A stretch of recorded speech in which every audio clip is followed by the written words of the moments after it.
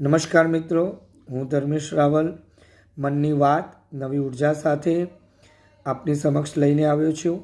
આજે 30મી માર્ચ। કશું જ આકસ્મિક નથી। સમગ્ર જીવનમાં એક સંપૂર્ણ યોજના અને આકાર રહેલા છે। તમે સમગ્રતાનો ભાગ છો અને એટલે એ પૂર્ણ યોજના અને આકૃતિનો પણ તમે ભાગ છો। તમારા જીવનમાં તમે વિચિત્ર ઘટના બનતી જુઓ અને આવું શા માટે બનવું જોઈએ એમ થાય ત્યારે શાંત સ્થિર ચિત્તે બેસો અને જુઓ કે બધું કેવું બંધ બેસે છે। તમને દરેક બાબત માટેનું કારણ દેખાશે। એ કારણો તમે અપેક્ષા રાખી હોય તેવા હંમેશા નહીં હોય, એમ છતાં એને સ્વીકારવા અને એમાંથી શીખવા તૈયાર રહો। એની સાથે સંઘર્ષ ન કરો। જીવન આયાસ રહિત હોવું જોઈએ। સૂર્યના કિરણોમાં ઉઘાડવા માટે ફૂલ સંઘર્ષ નથી કરતું, તો મારા અસીમ પ્રેમના કિરણોમાં ઉઘાડવા માટે તમારે શા માટે મથામણ કરવી જોઈએ?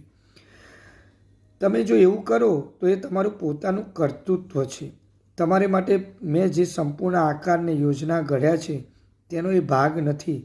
સરળતા એ મારી નિશાની છે, એટલે જીવનને સાદું સરળ રાખો। સતત મારા સંપર્કમાં રહો। મારા પ્રેમમાં તમારી જાતને ખીલતી ને ખુલતી નિરખો। આભાર મિત્રો।